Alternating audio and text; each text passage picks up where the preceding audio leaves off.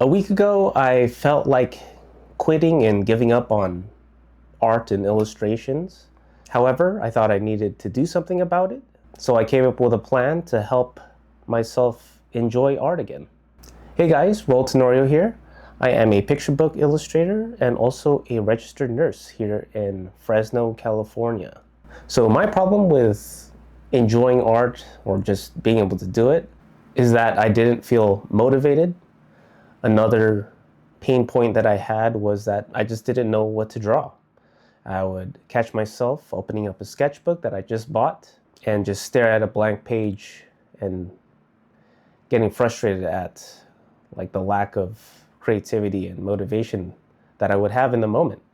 You know, I know a lot of people have their own pain points when it comes to art, whether it's issues with being creative or just finding the time. For me, it was just getting creative and frustrated at the level of where I was at as far as skills. You know, I wanted to get better, frustrated with how my artwork looked, not knowing what to draw when I had that time and motivation to start.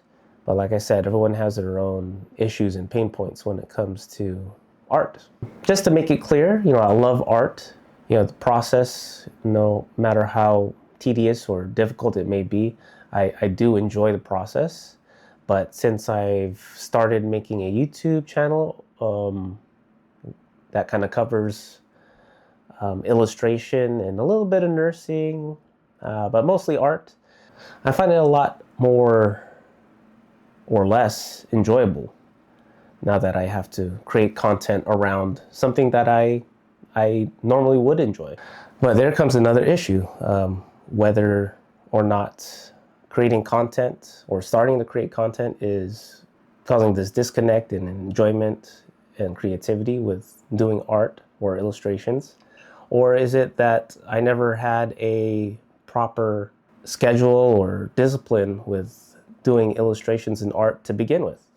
I think it's easy for myself to deny that I had a good training regimen, if you will, with art and illustrations.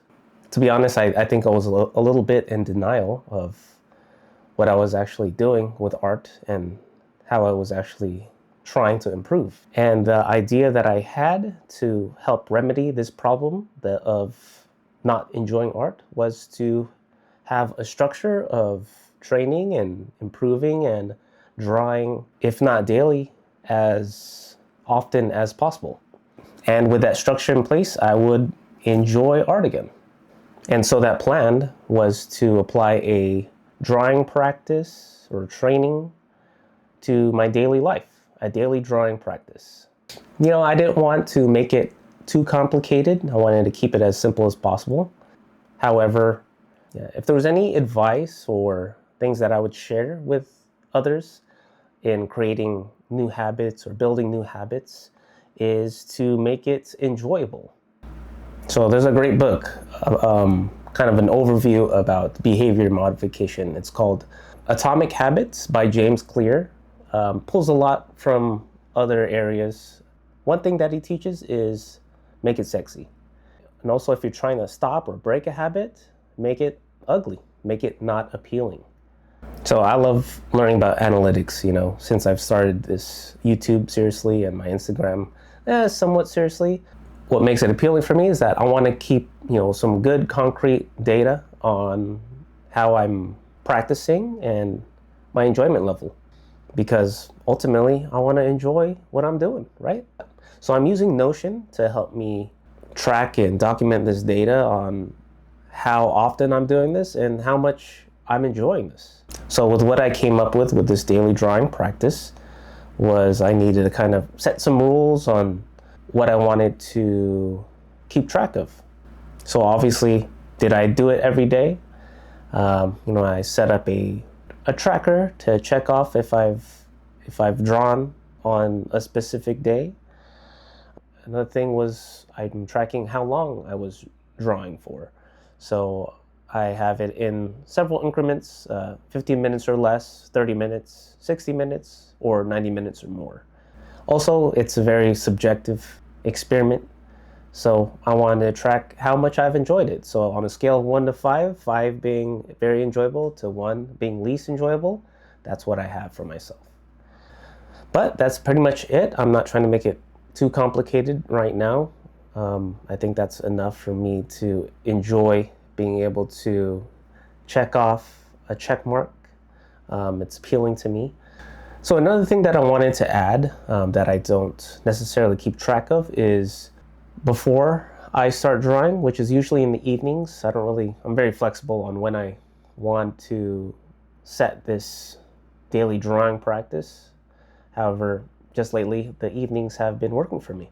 But I wanted to make sure that I have an idea or inspiration prior to me sitting down and doing some artwork. And that way I'm just getting right into it and just drawing without having to do so much critical thinking in what I want to draw. So in my case right now, I'm pulling a lot from references and a whole lot less of imagination, just because I feel like I haven't developed that creativity muscle just yet. So just to recap through this first week of actually doing this daily drawing practice, I didn't do it daily. I missed a day. I skipped on Friday. And I think that's okay. I'm not beating myself up about that.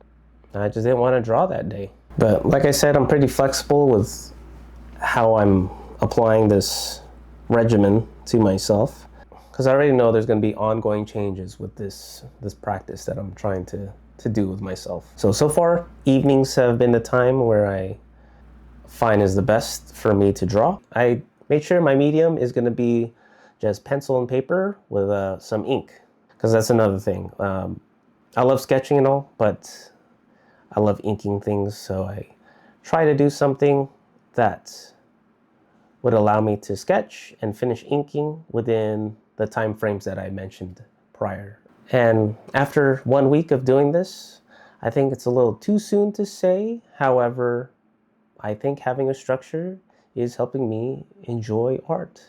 Again, it's a little too soon to say. I'm sure I'll be exhausted and tired of doing this next week, or maybe even tomorrow. I don't know. It's a ever-changing thing, right? Also, another thing that I forgot is that I gotta post this stuff. So here I'm posting it on my YouTube. I'm also be posting it on my Instagram. It's good to allow open eyes to see your work and have people follow you and see your improvements, or see where you're falling off. That's always important to have. So I'll be posting this stuff, not just for the sake of creating content, but just for myself in improving in my skills in illustration. So if you're interested in following me and giving me awesome feedback or not so great feedback, please consider subscribing and leaving a like on this video. Also, find me on Instagram at Roldylocks. I'll be posting mostly just my art and book stuff there. If you're interested in that, I would greatly appreciate your following and subscriptions here on YouTube. But I plan on updating you on this process again later in the future. Probably not next week, but maybe a month or two from now. But again, thanks for watching, and I'll see you in the next video. Peace.